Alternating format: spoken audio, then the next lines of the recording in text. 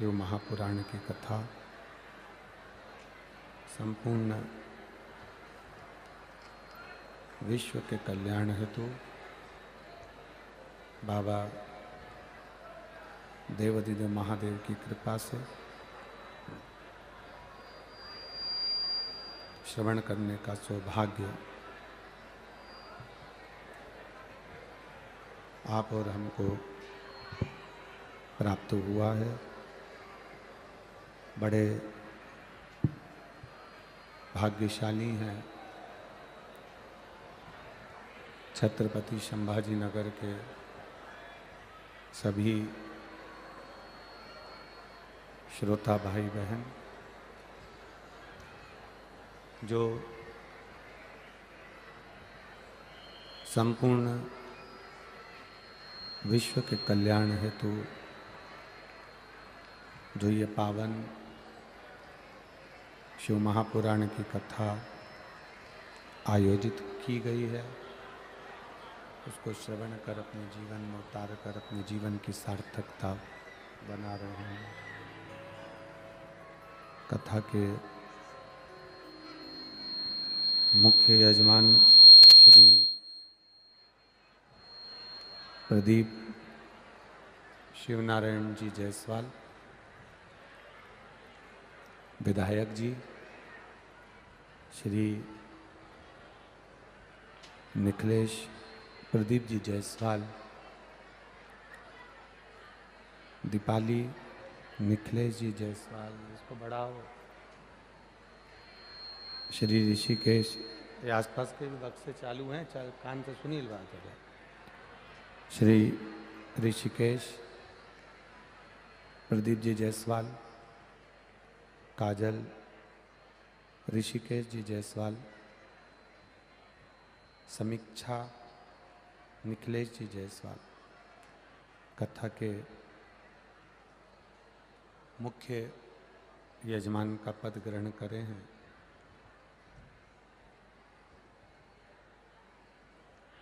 धन्य है श्री ऋषिकेश जी और निखिलेश जी की माता जी स्वर्गीय सरिता प्रदीप जी जायसवाल, जिन्होंने इतने संस्कार अपने बच्चों को दिए हैं। जो बच्चे, आवाज नहीं जा रही उधर, जो बच्चे अपने जीवन की सार्थकता को प्राप्त करें, भगवान यदि जन्म दे मृत्यु लोक में, भूमि पर हमको पैदा करे, भूमि पर हमको जन्म दे, और हमारा जन्म यदि इस पृथ्वी पर हुआ है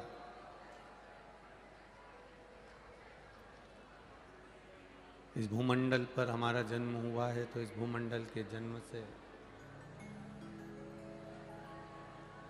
हम कोई अपनी जिंदगी में ऐसा सत्कर्म कर कर चलें, हम अपने जीवन में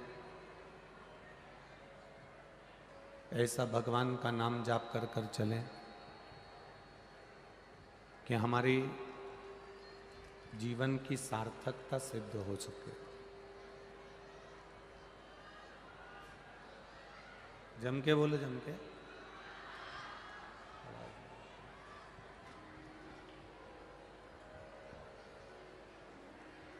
मानव देह,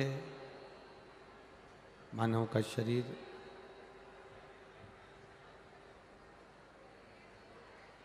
जो मिलता ही केवल भगवान के भजन के लिए है।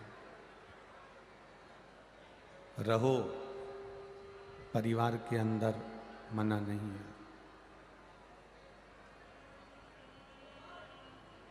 अपने इष्ट मित्रों के साथ में रहो, परिवार में रहो, कुटुंब, सही समझ में नहीं आ रहा आवाज ही हमको यहाँ पर।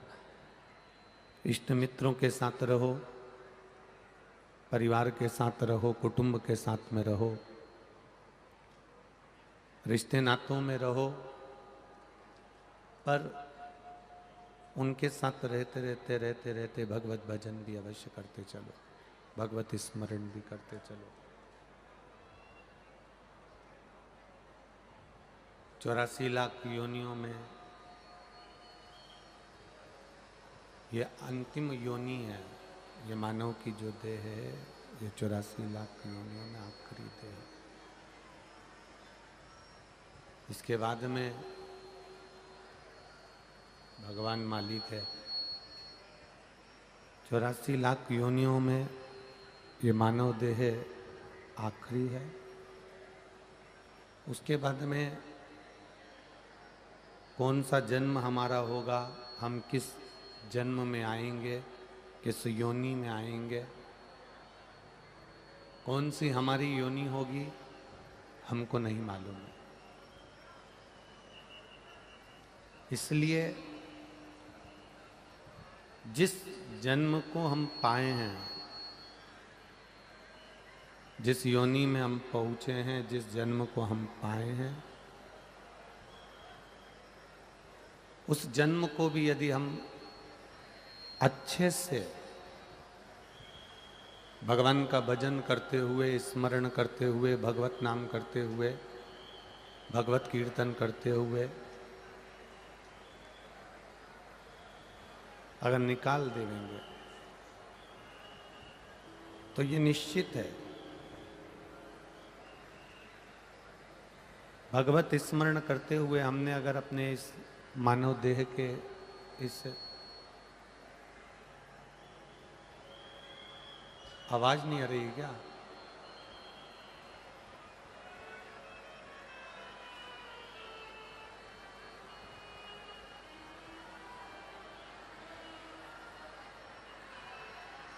आवाज नहीं आ रही है, आवाज के लिए व्यवस्था करिए। पीछे से, यहां से लेके पीछे तक सारी। मानव देह, मानव का जो शरीर है, इस मानव के शरीर का जो सुख है भगवत स्मरण में, भगवत भजन में, इस शरीर को हमने लगा कर रखा तो मृत्यु लोक पर हमारा आना सार्थक हो गया। तेरी कृपा बिना न हिले एक भी अणु, लेते श्वास तेरी कृपा से तनु तनु। बखान क्या करूं मैं राखों के ढेर का, छपटी बहोत में है खजाना कुबेर का।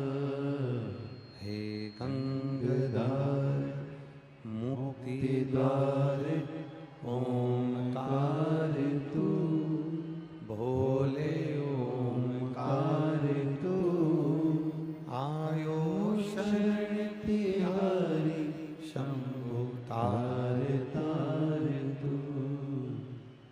84 लाख योनियों को काटने के बाद ये मानव का शरीर मिला है। 84 लाख योनियों को काटने के बाद ये मनुष्य की देह मिली है, मानव का शरीर प्राप्त हुआ है। और यदि ये मानव का शरीर हमने व्यर्थ में गंवा दिया तो उसकी कोई सार्थत्वता नहीं है।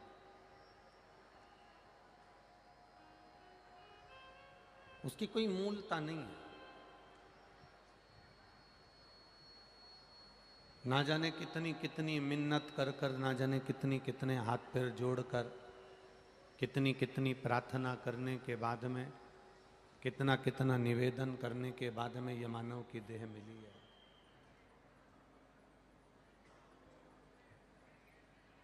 और इतनी प्रार्थना करने के बाद अगर ये मानव की देह मिली और इस मानव की देह को हमने व्यर्थ गमाया तो उसका कोई मूल तत्व नहीं।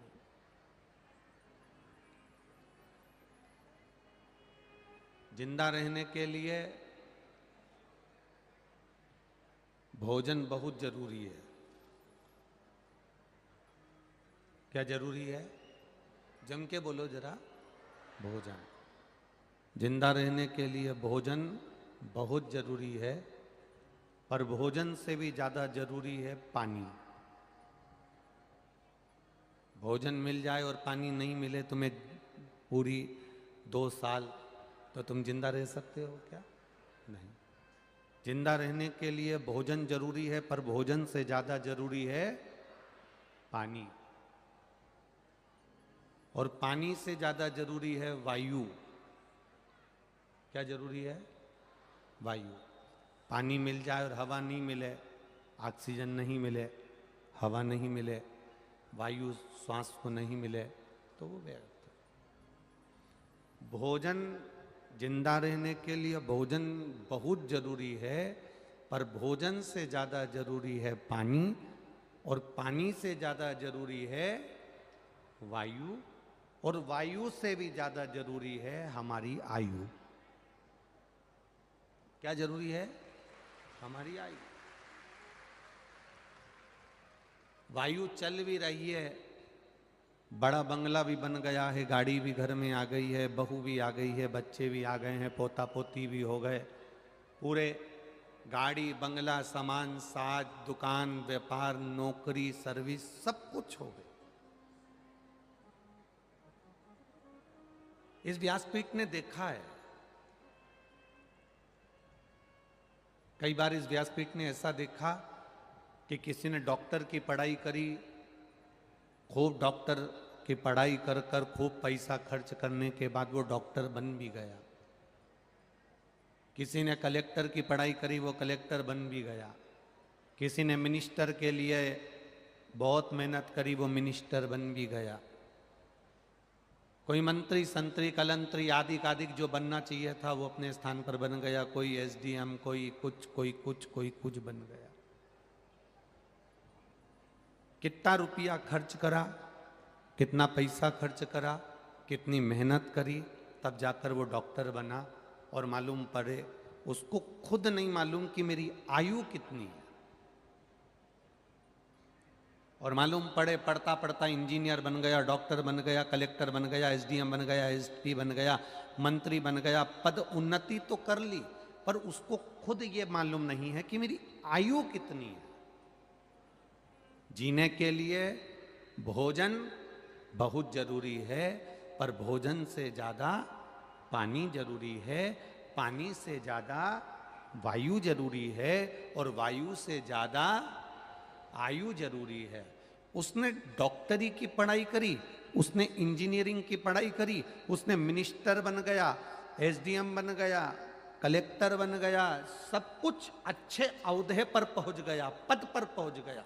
उसने डिग्री तो इकट्ठी कर ली, पर डिग्री के साथ में उसने डिग्रियों को इकट्ठा करा, उसने बहुत सारी आय भी इकट्ठी करी, पैसा भी इकट्ठा करा। आय इकट्ठी करते करते वो बहुत ऊंचे औहदे पर पहुंच गया। उसने आय पैसा इकट्ठा करने का तरीका तो ढूंढा, पर आयु बढ़ाने का तरीका नहीं ढूंढा। आयु बढ़ाने का तरीका ढूंढता तो भोग करता। अब डॉक्टर के पद पर बैठ गया और मालूम पड़े प्राण छूट गए, कलेक्टर के पद पर बैठ गए और प्राण छूट गए। इतना पढ़ा, इतने औहदे पर पहुंचा, इतनी ऊंची उन्नति करी उसने, इतना इतना उसने प्रचार करा, इतना इतना सुख भोगा, इतना इतना आनंद भोगा, और इतने ऊंचे पद पर पहुंचने के बाद उसके प्राण छूट गए। तो उसने मेहनत तो करी। आय जोड़ने का साधन दुनिया के लोग ढूंढ रहे हैं, पर आयु बढ़ाने का साधन दुनिया के लोग नहीं ढूंढ रहे। केवल एक शिव महापुराण की कथा ऐसी है जो तुमसे कहती है कि शंकर जी के मंदिर में जाकर 1 लोटा जल चढ़ाना। क्यों चढ़ाना? पैसा आएगा घर में, पैसा आएगा तो उसको भोगने के लिए शरीर भी तो अच्छा रहना चाहिए। इसलिए जब जल चढ़ाएंगे तो धन भी बढ़ेगा और हमारी आयु भी बढ़ेगी, दोनों बढ़ेगा। धन भी बढ़ रहा है और हमारी आयु भी बढ़ रही है। बोल बम का नारा है, हम दुकान पर बैठकर आय बढ़ा रहे हैं, हम नौकरी ढूंढ कर आय बढ़ा रहे हैं, हम सर्विस ढूंढ कर आय बढ़ा रहे हैं। हम आय बढ़ाने का साधन तो कर रहे हैं, पर आयु बढ़ाने का साधन कैसे करें? अब मालूम पड़े तुम 2 लाख रुपए महीना कमा रहे हो तुम्हारी नौकरी में, अब तुमको यही नहीं मालूम कि तुम्हारी आयु कितनी है, और मालूम पड़ा तुमने कमाया, फ्लैट में दिया, गैस की टंकी का दिया, बच्चों का दिया, इसका दिया, उसका दिया, 2 लाख रुपए तुम कमा रहे हो, तुम्हारी आयु कितनी है तुमको नहीं मालूम। फिर नई कंपनी ज्वाइन कर ली, और नई कंपनी ज्वाइन करी, फिर आपने कोई 4 लाख का पैकेज ले लिया।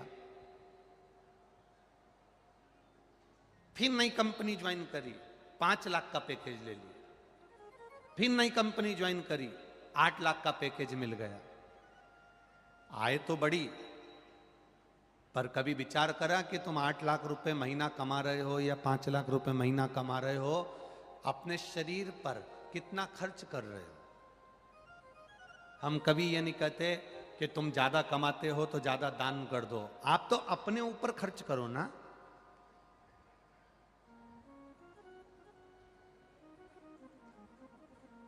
दुकान पर बैठे हो, भूख भी लग रही है, ग्राहक खड़ा है, तो तुम भोजन नहीं कर पा रहे हो। टिफिन रखा है दुकान पर, तुम भोजन नहीं कर पा रहे हो।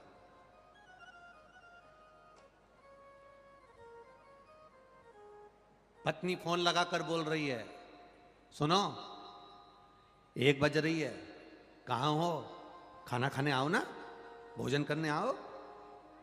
पति कहता आज ग्राहकी बहुत है, आज मेहमान बहुत आ गए, ग्राहक बहुत आ गए, आज समय नहीं मिल रहा, समय नहीं है मेरे पास में, आज समय नहीं मिल रहा। सुबह 8 बजे से लेकर रात को 9, 10 बजे तक मॉल खोल कर बैठे हो, दुकान खोल कर बैठे हो, ऑफिस खोल कर बैठे हो, मेहनत लगे हो करने में, तो अपने शरीर को क्या दिया तुमने? शरीर को क्या दिया? बीपी की बीमारी। शरीर को क्या दिया? शुगर की बीमारी। शरीर को क्या दिया? थायराइड की बीमारी। शरीर को क्या दिया? जोड़ों का दर्द। शरीर को क्या दिया? डिप्रेशन। शरीर को क्या दिया? आंखों पर चश्मा। शरीर को क्या दिया? कानों में मशीन। शरीर को क्या दिया? मुख में दांत भी नकली। शरीर को क्या दे रहे हो?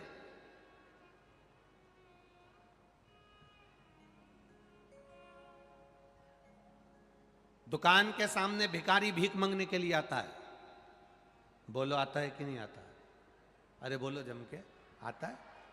दुकान के सामने भिखारी भीख मांगने के लिए आता है, वो भिखारी भीख मांगने नहीं आता, तुमको ज्ञान देने के लिए आता है कि मैं 10 जगह से मांगता हूं, उसके बाद भी चैन से सोकर 2 रोटी टाइम पर खाता हूं।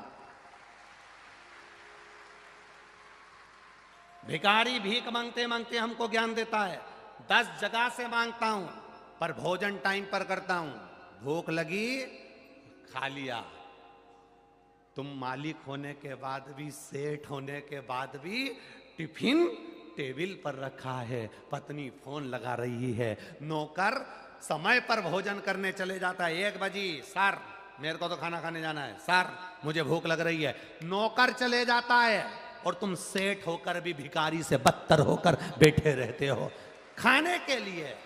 सामने टिफिन पड़ा है, सामने भूख लग रही है, भोजन, भूख को मार रहे हो, एक चाय पी लोगे भूख मर जाएगी, गुटखा खा लोगे भूख मर जाएगी, भोजन, फिर पत्नी कहती है तुमने खाना खाया, मेरे को भूख नहीं लगी, टिफिन भरा कि भरा है, क्योंकि चाय पी पी कर बस सामान तोलते रहे, दिखाते रहे, देते रहे, काम में लगे रहे, चाय पी पी कर आपने अपना भूख को मार लिया। और किसी डॉक्टर से, तुम्हारे स्पेशलिस्ट डॉक्टर से पूछना कि शुगर की बीमारी और बीपी की बीमारी कैसे होती है। हम अपने खाने का समय नहीं बनाते, हमारा भोजन का समय ऊपर नीचे हो जाता है, जिससे शरीर में शुगर और बीपी की बीमारी होना चालू हो जाती है। हम अपने समय को लेवल नहीं कर पा रहे। हम इतना बढ़ जाना चाहते हैं, इतनी उन्नति की सीढ़ी पर चढ़ जाना चाहते हैं कि हमको पलट कर नहीं देखना पड़े। पर निवेदन है, पलटने के लिए तुम्हारी आयु है कि नहीं है ये तुम्हें नहीं मालूम है। इसलिए निवेदन है, रोज ऐसी जिंदगी जीना जैसा एक राजा जीता है। खूब फुल एंजॉय से जीवन जियो, फुल एंजॉय।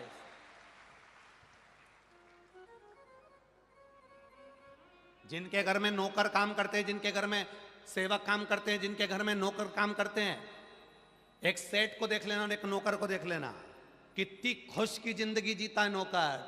कंगा पाटी फाड़ के, पैंट शर्ट पहन के, आंखों पे चश्मा लगा के, जीन्स में पट्टा डाल के, टी शर्ट पहन के, रोज नए नए बदल के दुकान पर और ऑफिस में आता है।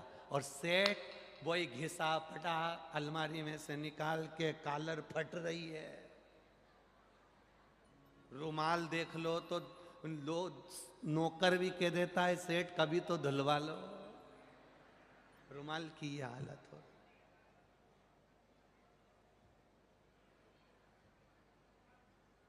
सेठ जी गए, नौकर ने डब्बे में से सामान निकालकर बादाम काजू पिस्ता खा लिया और खुद सेठ दुकान पर बैठा है, 2 बादाम नहीं खा पाता है।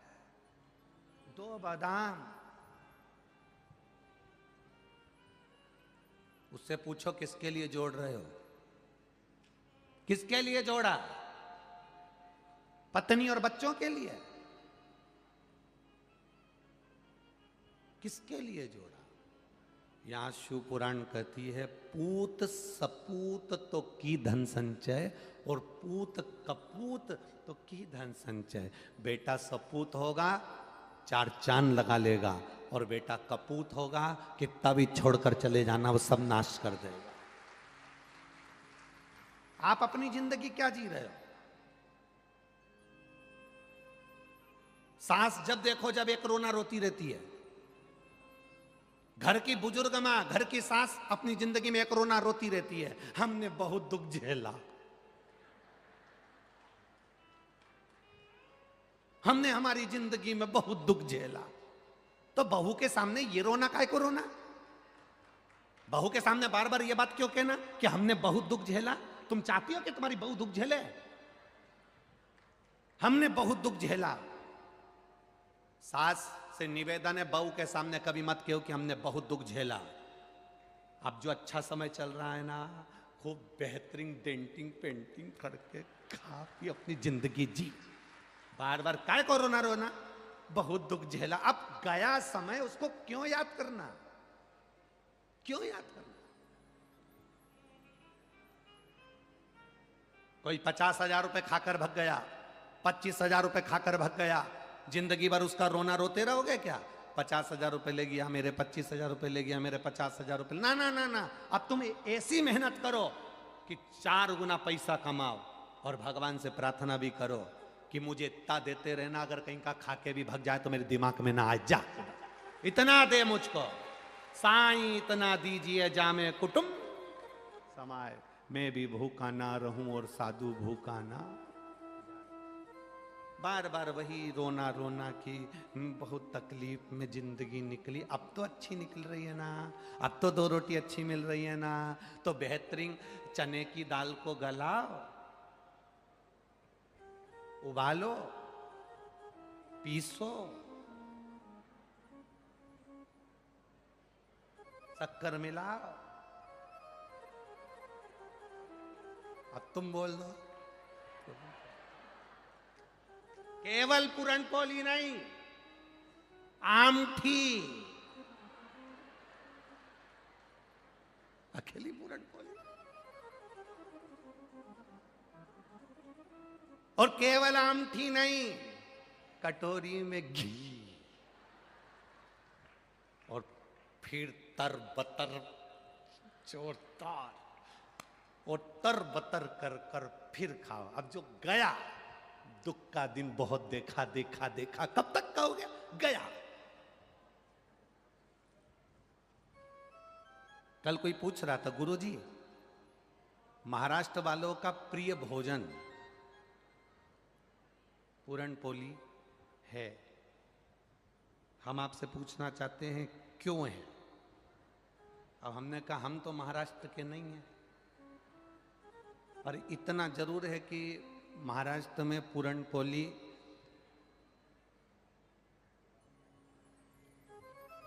इसलिए प्रियता होती होगी, ऊपर से कैसी दिखे पर अंदर से मीठे ही रहते हैं मराठी। कैसे दिखे, उसकी प्रियता, उसकी मिठास पूर्ण हो। अपनी जिंदगी को सही जियो। कई बहुएं कह देती हैं हमारे मायके में हम इतने सुख से रहे, हमारे मायके में हम इतने सुख से रहे। मेरी बहुओं से निवेदन है, जो था समय उसको भूल जाओ। अब जो अपना समय चल रहा है उसमें कदम से कदम मिलाकर चलो और कुछ अच्छा कर कर बताओ। कब तक रोगे?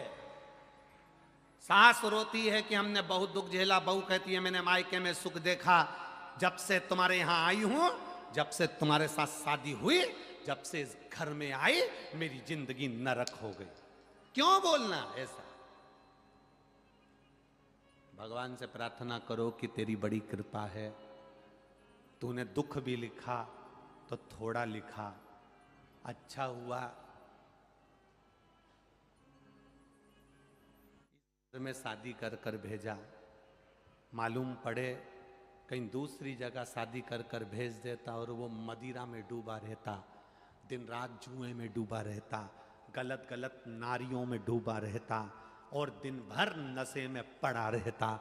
कम से कम तूने ऐसा तो नहीं दिया, दिया तो अच्छा दिया। ये तेरी कृपा है, ये तेरी दया है, ये तेरी उदारता है।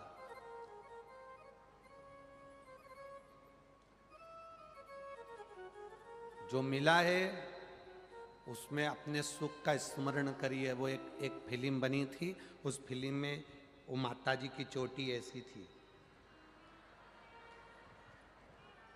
उसका गाना था भला है बुरा है मेरा पति मेरा। जो मिला है भगवान को धन्यवाद देते रहना। इतना अच्छा घर दिया, इतनी अच्छी सास दी, इतनी अच्छी ननंद दी, इतना अच्छा परिवार दिया। किसी भिखारी के घर में मुझे नहीं भेजा, जो मेरा पेट भर सकता है, 2 रोटी खिला सकता है, उसके साथ भेजा। अच्छा देखो ना तुम अच्छा देखोगे नहीं तो अच्छा मिलेगा कैसे? अपनी आयु बढ़ाने का कार्य करिए। अपनी उम्र कैसे बढ़े, अपनी आयु कैसे बढ़ाई जाए, वो तरीका ढूंढना है हमको। और उसका केवल एक तरीका है अपनी उम्र को बढ़ाने का, अपनी आयु को बढ़ाने का। एक तरीका शिव महापुराण की कथा कहती है, शंकर जी को जल चढ़ाओ तो धन भी बढ़ेगा और आयु भी बढ़ेगी। दोनों बढ़ रहे हैं और दोनों बढ़ेंगे तो सुख का अनुभव हो। दोनों बढ़े। शिव कथा कह रही है।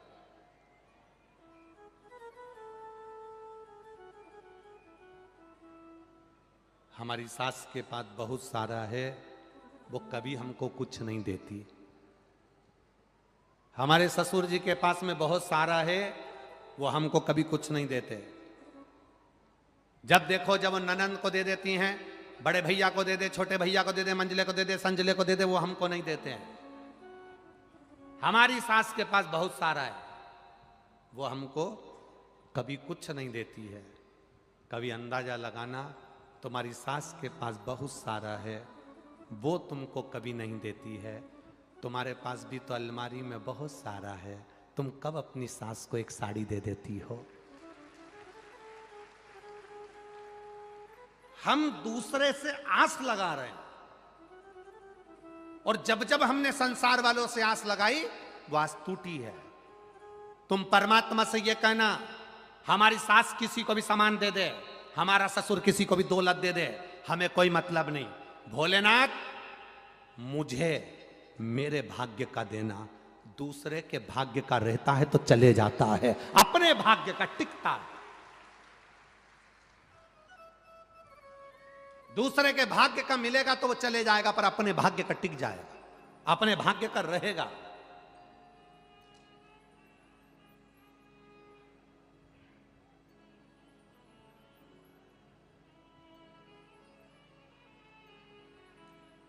एक दूसरे की गाड़ी में बैठकर छत्रपति संभाजी नगर आना और एक अपनी गाड़ी में बैठकर आना, दोनों में अंतर है। दूसरे की गाड़ी में छत्रपति संभाजी नगर आओगे ना तो बार बार तुम्हें स्मरण में आएगा, धीरे चलाओ, दूसरे की है।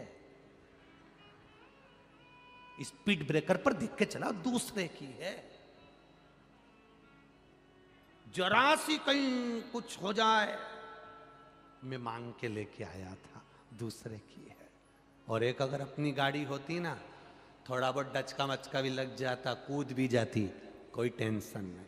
अपना धन, अपने भाग्य का धन अपना होता है, फिर कहीं पर भी कूद जाओ पता ही नहीं पड़ेगा। दूसरे के भाग्य का धन इकट्ठा करोगे, दूसरे की दौलत एकत्रित करोगे, दूसरे के भाग्य का धन इकट्ठा करोगे, चोरी का धन आ गया, चोरी का सामान आ गया, चोरी का ये आ गया, चोरी का वो आ गया, दूसरे को छल कर कर लिया है, किसी को दुख देकर लिया है, किसी को कष्ट देकर लिया है, तो वो सुख का अनुभव नहीं है हमारा, वो आनंद का अनुभव नहीं है हमारा। अपने खुद का।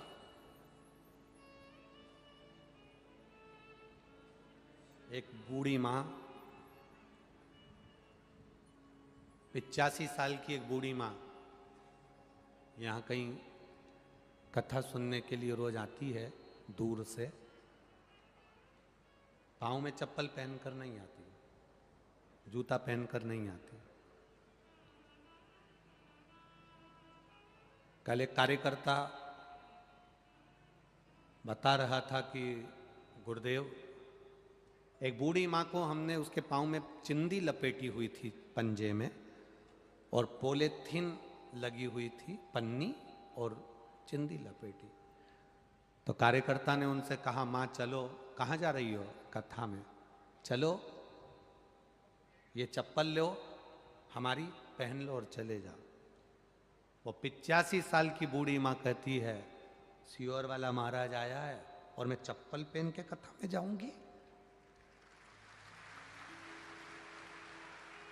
85 वर्ष की वो बूढ़ी माँ कह रही है कथा सुनने। वो कह रहा है धूप बहुत हो रही है, गर्मी बहुत पड़ रही है, तुम नंगे पैर जा रही हो। नंगे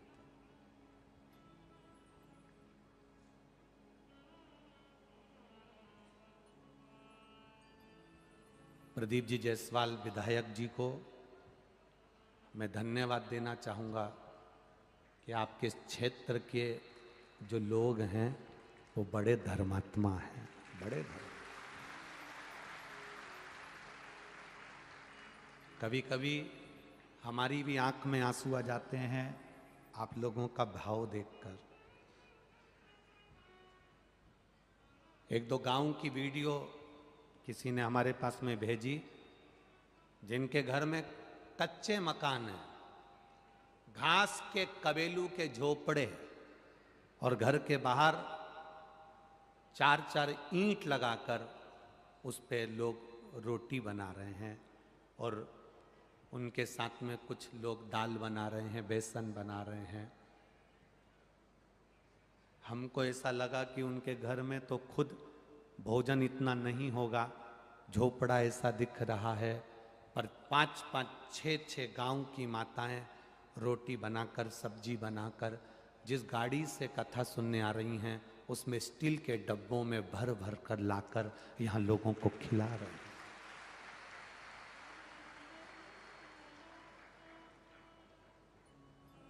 ऋषिकेश जायसवाल जब कथा लेने के लिए सीहोर गए तो उन्होंने कहा कि गुरुदेव से कहना छत्रपति संभाजी नगर में कुछ मिले ना मिले, पर लोगों का दिल बड़ा मिलेगा, ये निश्चित है। आओ,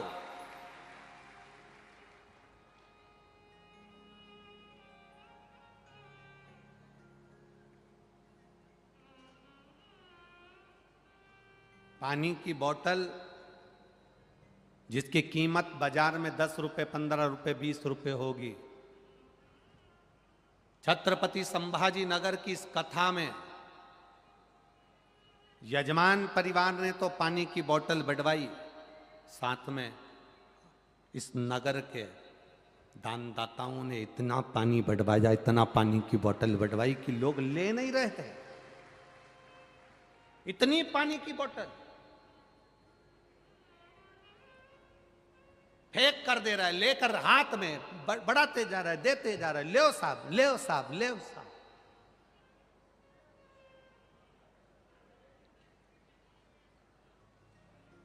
कभी कभी बड़ा स्मरण आता है, बड़ा चित्तवृत्ति में आता है कि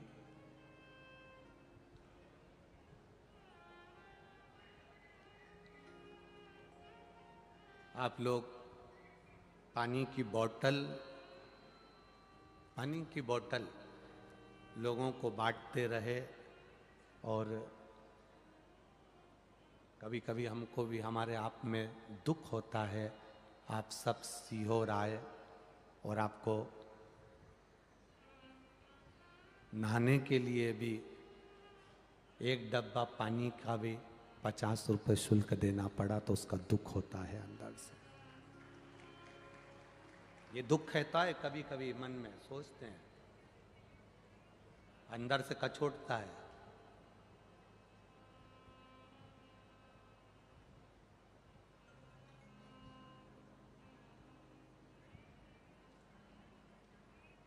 आपके भीतर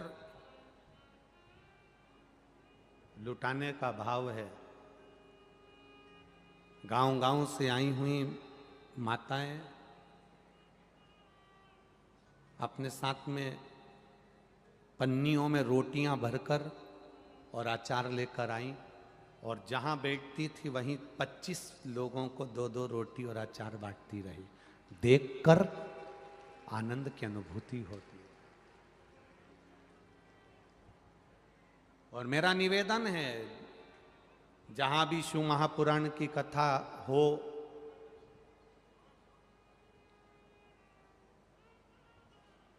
आपने लुटाया है, लुटाया, उस लुटाने का फल क्या होगा ये आप खुद अंदाजा लगाओगे। हम तो नहीं कह सकते, हमें मालूम भी नहीं, पर वो जब देता है तो छप्पर फाड़ कर देता है, छप्पर फाड़। जिसने लूटा, जिसने लुटाया, उसके लिए मेरा भोलेनाथ छप्पर फाड़ कर देता है। और जिसने केवल लूटा है, नोचा है, चाहे आप हमारे यहां आए हो तब, चाहे कहीं कथा हो रही हो तब, किसी ने तुम्हें लूटा है। 1 रुपए की चीज को अगर 50 रुपए में, 100 रुपए में दिया है, लूटा है। जिसने लुटाया उसको मेरे बाबा ने छप्पर फाड़ कर दिया, कुबेर भंडारी ने। और जिसने लूटा उसको थप्पड़ मार कर लिया मेरे कुबेर भंडारी।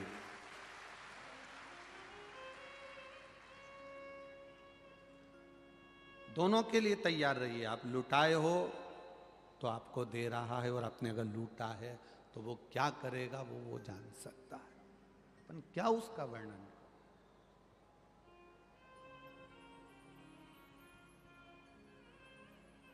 आपका भजन मूल, आपका दान धर्म संकीर्तन स्मरण पुण्य आपका मूल। धन्य है मेरे छत्रपति संभाजी नगर के भक्त और आप सब आए हुए श्रोता भाई बहन। मैं आपके चरणों को नमन करता हूं, आपके विश्वास को नमन करता हूं, श्रद्धा को नमन है। आप सोशल मीडिया, पत्रकार बंधु, छत्रपति संभाजी नगर का एक एक अखबार, एक एक मीडिया, एक एक पत्रकार स्वयं संत एकनाथ जी की तरह है। एक एक पत्रकार संत तुकाराम की तरह है, संत नामदेव की तरह है, जिन्होंने अपनी कलम से इस कथा की अच्छाइयों को जनमानस तक पहुंचाया है। एक संत और एक पत्रकार बराबर का होता है। संत अपनी वाणी से अच्छाई को जनमानस तक पहुंचाता है और पत्रकार अपनी कलम से अच्छाई को जनमानस तक पहुंचाता है।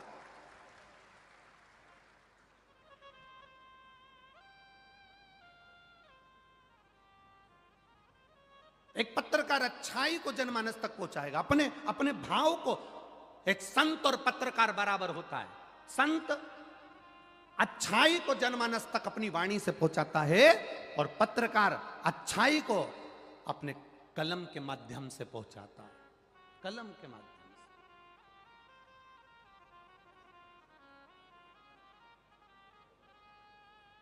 से। ये कार्यकर्ताओं की टीम रसोई घर में 1 लाख से 2.25 लाख भक्त रोज भोजन करें। और रसोई घर में जब 2.25 लाख लोगों ने रोज का भोजन करा, रोटी सब्जी माताएं बनाने में जो लगी हैं, जिनके घर में खुद नौकरानियां लगी हैं, वो रसोई घर में रोटियां बेल कर लोगों को खिला रहे हैं। विश्वास के साथ, भरोसे के साथ, दृढ़ता के साथ।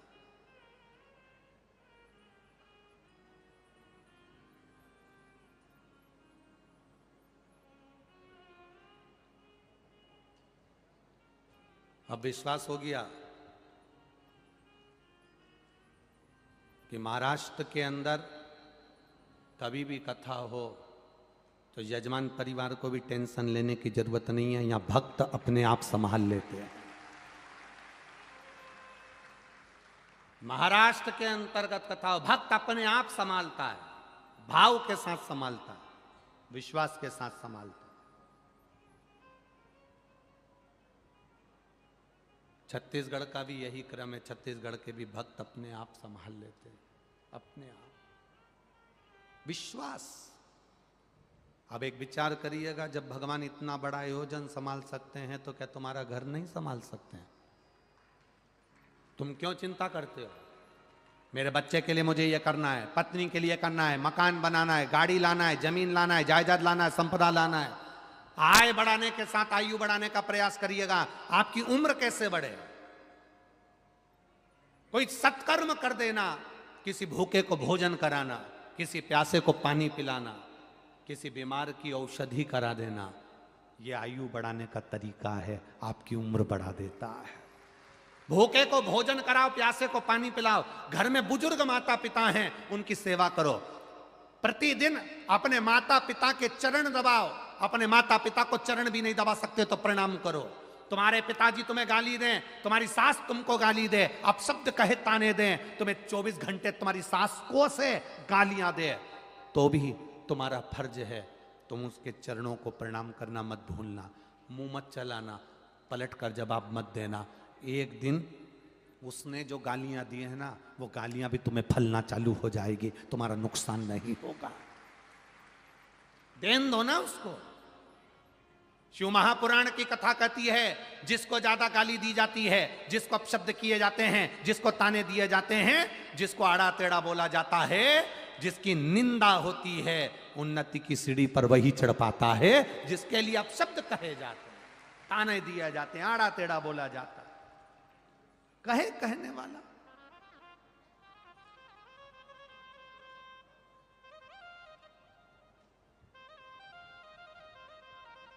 कहेंगे लोग, कहने वाले अपशब्द कहते रहेंगे। आप अपना भजन करो, दुकान पर बैठो, व्यापार करो, खूब दुकान चलाओ।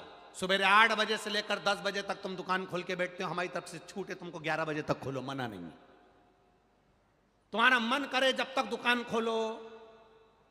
बस इतना सा निवेदन है। दुकान पर एक दिन में अगर तुमने 1000 रुपए कमाए हैं तो 1000 में से 50 रुपए अपने ऊपर भी खर्च करना, अच्छा खाना और अच्छा पहनना, अपने ऊपर भी खर्च करना, अपनी भी खुशी स्माइल सामने रखना, अपने चेहरे की प्रसन्नता खत्म मत होने देना। 1000 रुपए कमाओ रोज, पर अपने ऊपर खर्च करो।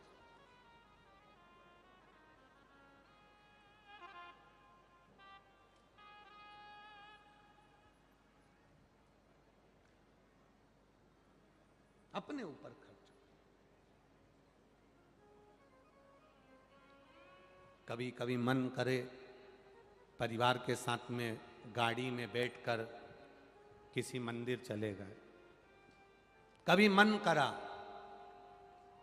परिवार के साथ कथा में चले गए, परिवार के साथ। कभी मन करा वृद्धाश्रम पहुंच गए। कभी मन करा ज्यादा कमाई हो गई, आज बूढ़ी मां के पास जाओ, अपने बूढ़े बाप के पास जाओ। इधर मां बाप नहीं है, तुम्हारी पत्नी के मां बाप हो तो उनके पास चले जाओ। तुम्हारी पत्नी के मां बाप भी नहीं है, बड़े भाभी के अगर मां बाप हो उनके यहां चले जाओ। उनके भी नहीं हो तो देवरानी के मां बाप हो, उनके पास चले जाओ। एक साड़ी भले वो 5 रुपए की, 50 रुपए की, 100 रुपए की हो, बूढ़ों को एक बार, जो अपने परिचित बूढ़े हैं, उनको उड़ा कर आना। उनकी आंख से जो आंसू झलकेंगे ना, वो आशीर्वाद के झलकेंगे और तुम्हारे कल्याण करने वाले झलकेंगे। बूढ़ों, तुम्हारे माता पिता, तुम्हारे सास ससुर हैं, बुजुर्ग हैं, पहले उनका ध्यान दो। अगर मान लो उनको सब संतुष्टि है तो तुम्हारी पत्नी के अगर माँ बाप हैं और उनके भी सम्मान में तुम जा। हम ये नहीं कहेंगे कि उनका सम्मान बुजुर्ग मतलब बुजुर्ग, माता पिता मतलब माता पिता, चाहे तुम्हारे पति के माता पिता हो, चाहे पत्नी के माता पिता, चाहे तुम्हारे बड़े भाई के सास ससुर हो, चाहे तुम्हारे। आदर सबका होना चाहिए, सम्मान सबका होना चाहिए।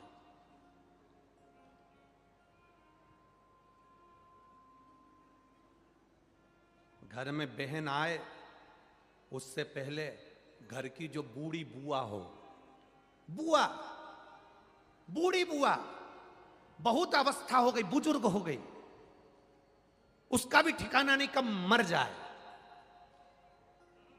कब चली जाए।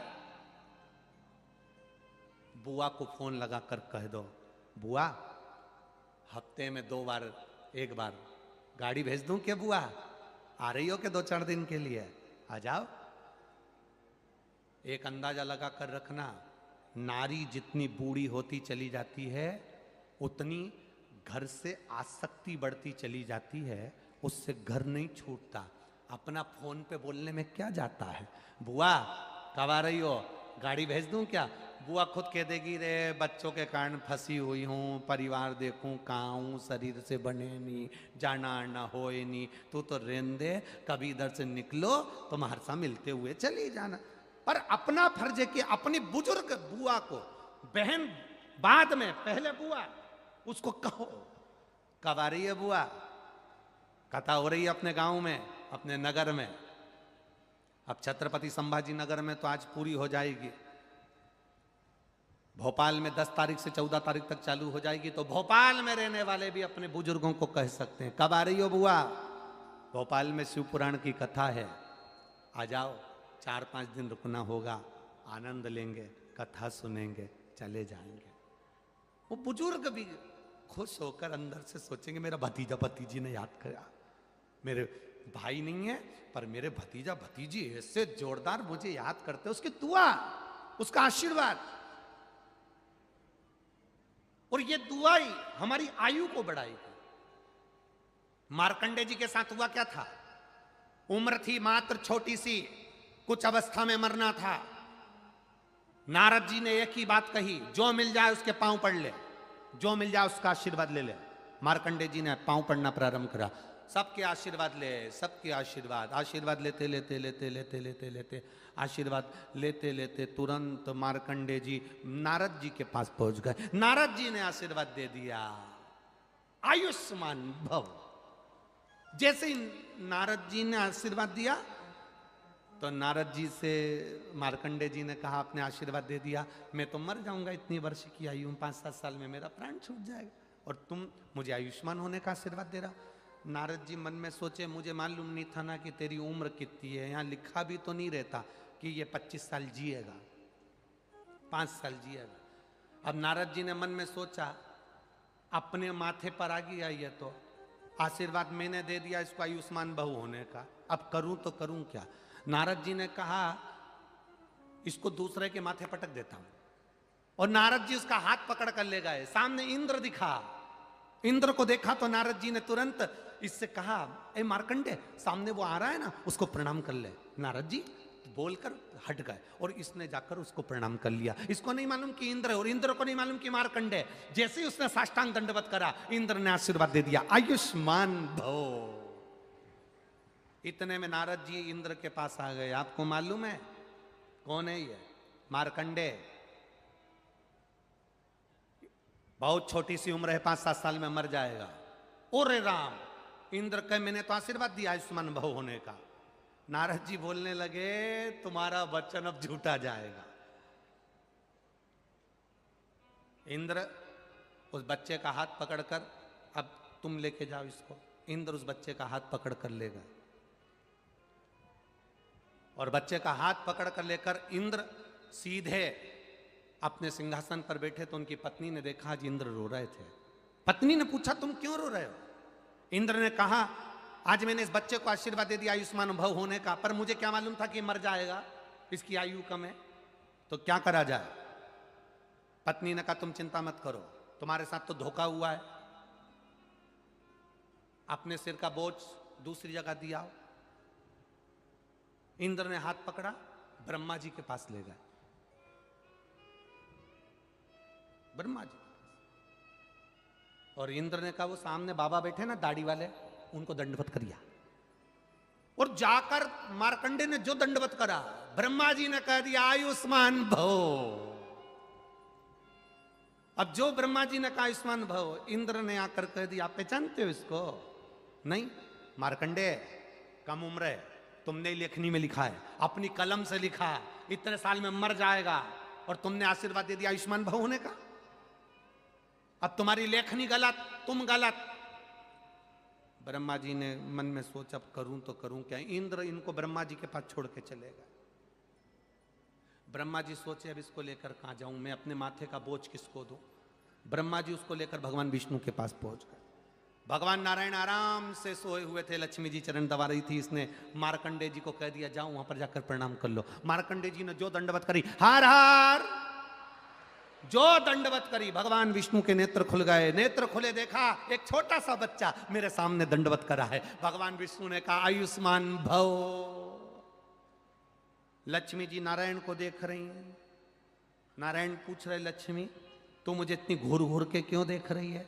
लक्ष्मी जी बोली, ये वो मार्कंडे है जिसको इतनी कम उम्र में मरना है, 5-7 वर्ष की आयु में इसको जाना है, और तुमने आशीर्वाद दे दिया आयुष्मान भव होने का।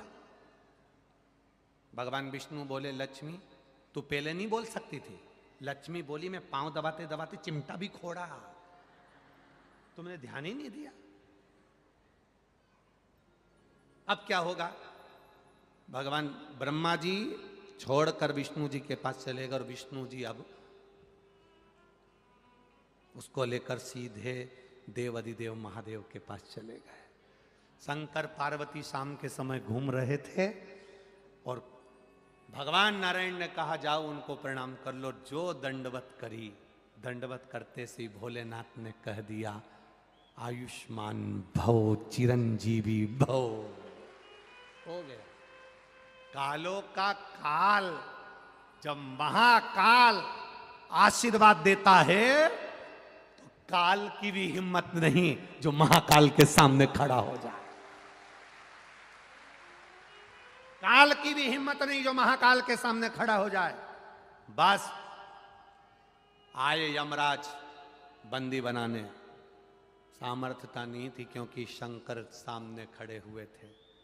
जिसको एक लोटा जल चढ़ाते हो ना, तुम्हारी दुख की घड़ी में सामने खड़ा मिलता है। हॉस्पिटल में दवाई देने वाले मिलेंगे, हॉस्पिटल में तुम्हारे हॉस्पिटल का बिल देने वाले मिलेंगे, हॉस्पिटल में डॉक्टर, नर्स, सिस्टर, मशीनें, दवाई, भोजन सब मिलेंगे, पर हॉस्पिटल में उम्र देने वाला केवल एक होगा। तुम्हारा चढ़ाया गया एक लोटा जल तुम्हारी उम्र बढ़ा रहा होगा। एक पत्र आया है, जिस पत्र में श्रीमती सुनीता लक्ष्मणराव पाटिल, नादरपुरकर, छत्रपति संभाजी नगर, महाराष्ट्र। एरिया का नाम सही बोला ना? नादरपुरकर, यही है ना? अरे बोलो तो जम के। हाँ, श्रीमती सुनीता लक्ष्मणराव पाटिल कहीं बैठी हो तो हाथ हिला सकती हैं, कहीं बैठी हो तो हाथ हिला सकती हैं।